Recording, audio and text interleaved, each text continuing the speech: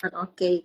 Jadi Mbak Dinda, di sore hari ini kita bakal ngobrolin terkait persiapan dana pendidikan nih Mbak melalui investasi Betul. reksadana. Bener banget ya Mbak ya. Karena Ya, yang kita ketahui bahwa sekarang ini biaya pendidikan sudah sangat wow, fantastis banget ya Mbak ya. Mulai dari TK banget. aja harganya udah selangit nih biaya per Selangit. semesternya. Yes, Belum masuk loh padahal masih uang apa ya namanya? Uang gedung kali ya Mbak uang ya? Uang pangkal. gedung. Uang Uang pangkal pangkal biasanya. aja Uang gedung ya. Iya, iya, uang gedung. udah puluhan juta ya kan. Nah, kalau misalkan nggak disiapin sedini mungkin bakal kelabakan nih tentunya ya kan. Nah, salah satu cara Benar. buat menyiapkan dana pendidikan yakni melalui investasi tentunya ya Mbak ya. Karena bakalan nanti ada Ya, returnnya yang kita dapat, terus kita juga nggak akan kerepotan kalau misalkan sudah waktunya untuk sekolah, sudah waktunya untuk kuliah. Jadi sudah punya betul. pos keuangan seperti itu. Dan tentunya buat Sobat Philip yang mungkin akan melanjutkan S2 atau S3 atau SS lainnya ya Mbak ya. Nah, untuk menggapai cita-cita setinggi langit ya kan, yang tentunya biayanya juga selangit ya Mbak ya. Mungkin untuk memudahkan Sobat Philip semuanya untuk berkuliah lagi seperti itu. Oke, Mbak Dinda, Betul. mungkin sebelumnya Ya, nih eh, yang perlu kita ketahui basicnya banget nih bagaimana sih Mbak peranan investasi dalam dunia pendidikan atau pos-pos dana pendidikan, apakah ada perbedaan antara menabung dan investasi? Kenapa harus investasi sebagai salah satu cara untuk kita membuat pos-pos dana pendidikan? Gimana nih Mbak? oke. Kita bahas dari perbedaan menabung sama investasi dulu kali ya, Mbak. Iya. Jadi mungkin kadang-kadang orang ini suka salah gitu. Jadi orang-orang yang aku sering dengar gitu ya, kalau bisa bertanya, kira-kira kalau misalnya mau simpen dana untuk pendidikan gimana nih, nabungnya berapa gitu kan. Iya, Nah, heeh. konsep dari si menabung dan investasi ini kan secara konsep sih memang dia kegiatannya yang merupakan kegiatan yang sama, yaitu memang menyisihkan dana lalu disimpan dananya, itu Mm-mm. konsepnya. Iya. Tapi sebenarnya berdasarkan fungsi maknanya akan menjadi berbeda nih antara menabung sama investasi. Mm-mm. Kalau seandainya menabung itu kan memang kita menyisihkan uang yang kebutuhannya sebenarnya untuk kebutuhan-kebutuhan yang darurat gitu, yang tiba-tiba mesti kita secara emergensi harus kita keluarkan. Makanya kenapa kalau menabung biasanya kita alokasinya itu di tabungan gitu. Jadi supaya kalau ada apa-apa nih gitu, menabung berarti kita bisa sewaktu-waktu bisa diambil. Jadi Mm-mm. kalau gitu berarti condong kepada ketujuan keuangan yang jangkanya mungkin lebih pendek gitu Mm-mm. dan resikonya juga lebih minim. Sedangkan kalau investasi nih, investasi itu memang kita menyimpan dana dengan harapan uang kita juga berkembang lagi. Berbeda dengan menabung gitu. Jadi kalau memang investasi kita simpan dana kita dan dana kita itu bisa berkembang. Harapannya bisa berkembang di masa yang akan datang. Tujuannya supaya tujuan keuangan kita itu seperti dana pendidikan ini bisa mengikuti nih besaran dana kita. Karena kan adanya namanya inflasi ya. Mm-mm. Makanya kenapa kalau investasi itu mungkin cenderung lebih di atas dari 1 tahun, misalnya itu bisa disebut dengan investasi gitu. Mm-mm. Misalnya tujuan jangka panjangnya itu adalah untuk dana pendidikan anak. Nah, masuk ke pertanyaan tadi nih Mbak Farah yang terkait berarti peranan investasi untuk dana pendidikan ini gimana? Penting apa enggak? Iya, heeh. Tentunya ya penting. Mengingat kalau tadi kan Mbak Farah juga dalam pembukaan tadi sudah menyebutkan ya Iya. harga dana pendidikan itu biaya sekolah itu wow sangat fantastis gitu. Jadi mungkin teman-teman juga udah pada tahu ya kalau misalnya mau sekolah lagi itu kenaikannya itu inflasinya enggak cuman inflasi 3%, 5% yang seperti diberitakan saat ini gitu, tapi inflasinya Bener. itu bisa minimal di 10%. Nah, gimana caranya kalau seandainya kita cuma menabung, tapi mendapatkan uang kita bisa berkembang menutupi si inflasi tadi nih yang 10%. Makanya itu untuk mengejar supaya kita nggak ngos-ngosan, nah Mm. alokasikannya ke investasi. Harapannya dana tersebut dapat mengejar setidaknya nih minimal deh bisa menyamai dengan inflasi intinya yang mungkin bisa disebut yang mungkin banyak yang dengar gitu ya, inflasi inti kita di sekitar 3,5 sampai 4% misalnya. Ya seenggaknya mencapai itu. Kalau syukur-syukur bisa mencapai menutupi inflasinya dana pendidikan Oke. gitu. Wah, berarti benar-benar harus banget ya Mbak diplotin untuk pos-pos dana pendidikan nih. Dan tentunya salah satu Iya, caranya dari investasi. Karena nggak cuma diem doang uangnya, tapi insya Allah akan berkembang ya kan. Even itu iya, betul, berkembangnya pelan ya, slow but sure gitulah ya. betul. Karena ada Iya, jenis investasi yang berkembangnya cepat, tapi resikonya juga gede ya Mbak ya. betul. Sesuai Oh, prinsip investasi ya. sesuai prinsip investasi. Dan tentunya kalau misalkan Iya. teman-teman pengen udah harus nyiapin dana pendidikan sekolah anak ya, berarti jangka waktunya panjang ya Mbak ya.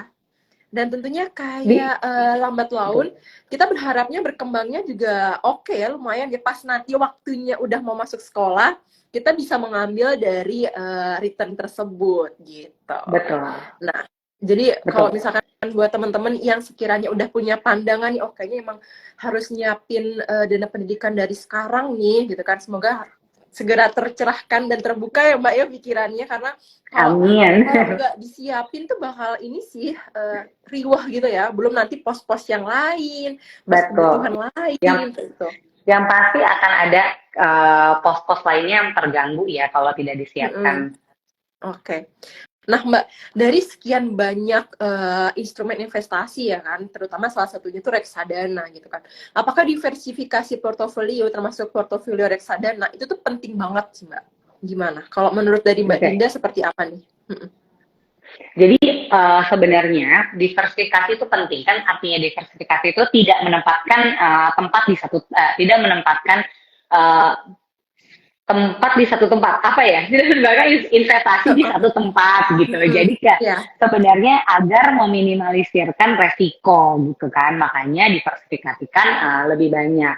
Nah kalau seandainya untuk dana pendidikan kan range-nya itu lebar ya Mbak ya. Iya. Ya Mbak Farah, ada yang mungkin ya kalau kita anggaplah dari mulai usia anak-anak 0 tahun gitu ya, berarti mungkin dari 3 tahun sampai bisa 15 tahun. Nah, diversifikasi itu tentunya nggak cuman di satu portofolio investasi aja nih. Jadi Mm-mm. contohnya, jadi kalau misalnya kita mau 3 tahun, anak-anak mungkin mau masuk playgroup gitu. Iya. Nah, 3 tahun itu berarti dana kita dialokasikannya kalau bisa mungkin sekitar 50 sampai 70%-nya di Mm-mm. instrumen yang pendapatan tetap gitu misalnya. Sisanya dari itu boleh dialokasikan ke instrumen money market, pasar uang, so, untuk dana liquid-liquidnya. Nah, Mm-mm. begitu juga dengan yang jangka panjang, misalnya untuk kuliah gitu, masih 15 tahun lagi. Kalau 15 tahun lagi kan itu sebenarnya range-nya panjang banget nih. Nah, Banget. Mm-mm. teman-teman tuh bisa alokasikan, diversifikasikan pertama di 50 sampai 70-nya mungkin di instrumen yang lebih beresiko, kayak reksadana saham atau saham Mm-mm. misalnya. Nah, sisanya bisa dialokasikan ke pendapatan tetap dan money market. Begitu dengan jangka waktunya sudah berubah nih gitu ya dari 15 tahun terus tiba-tiba udah mulai ke 10 tahun, mungkin teman-teman bisa ubah lagi portofolionya, porsinya beda lagi gitu. Mungkin boleh Oke. 50-50, 50% saham, 50% pendapatan tetap. Semakin pendek sudah semakin ke tujuannya, mungkin cari yang resikonya lebih rendah Iya. gitu. Oke, seru banget. Berarti buat teman-teman yang mungkin sudah kelihatan nih arahnya pengen mulai menabung, mulai investasi ya untuk Ya, dana pendidikan.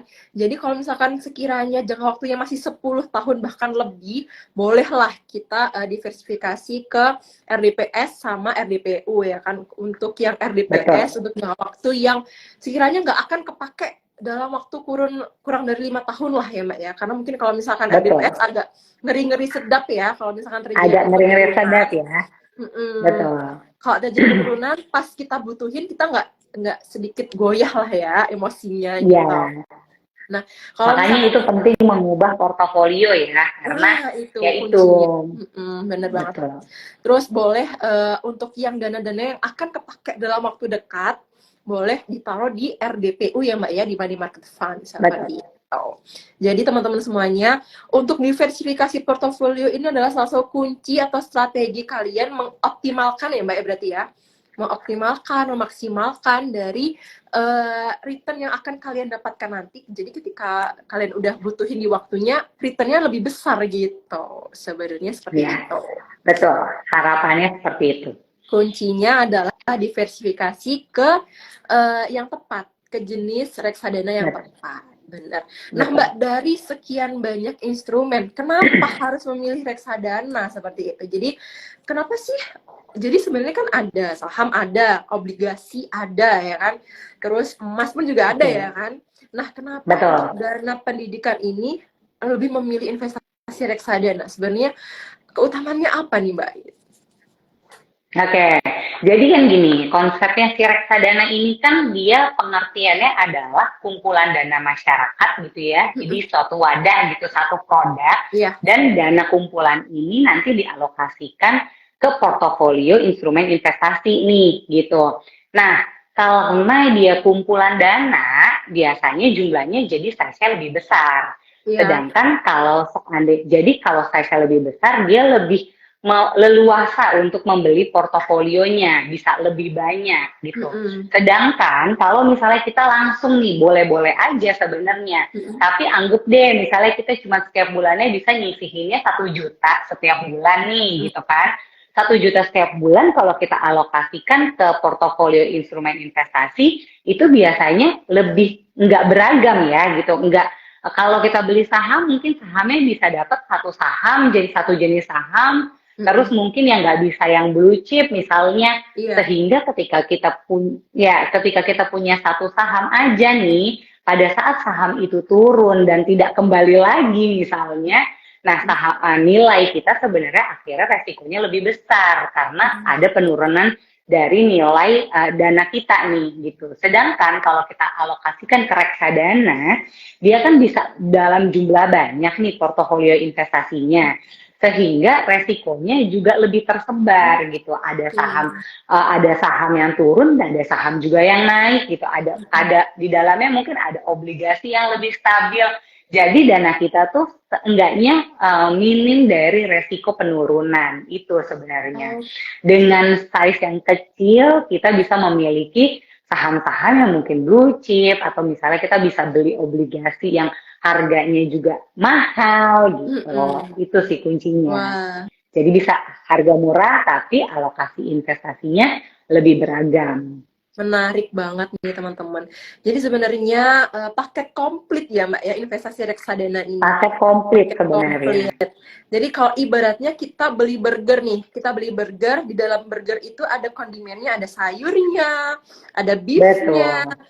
ada saus Betul. enak. Jadi dalam satu burger itu ada paket komplit yang mana kalau misalkan dikelompokkan jadi seimbang, balance gitu ya Mbak ya, rasanya enak, Betul. gizinya juga lengkap, terus apa yang kita Ya, butuhin ada semua, seperti itu. betul.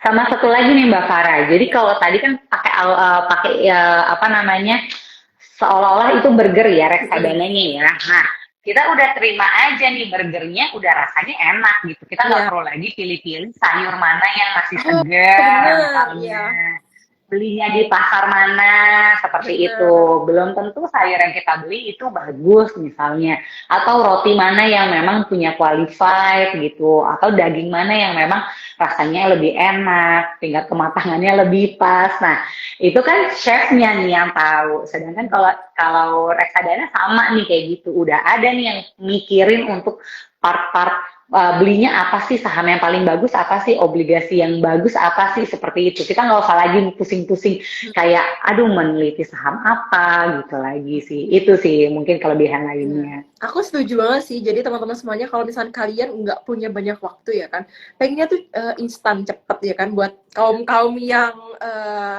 pengennya serba langsung ya kan, serba ada, Ya, serba di depan mata, nggak punya banyak waktu untuk analisis. reksadana itu jadi salah satu pilihan yang paling tepat buat kalian untuk Betul. mulai berinvestasi gitu. Jadi udah dipilihin dari manajer investasinya langsung, jadi nggak perlu khawatir karena sudah teruji ya, sudah teranalisis dengan baik, dikelompokkan menjadi suatu yang padu gitu. Sama halnya kayak burger tadi. Jadi chefnya tuh udah tahu nih racikan yang pas nih, udah tahu gitu ya Mbak ya. Iya, betul betul.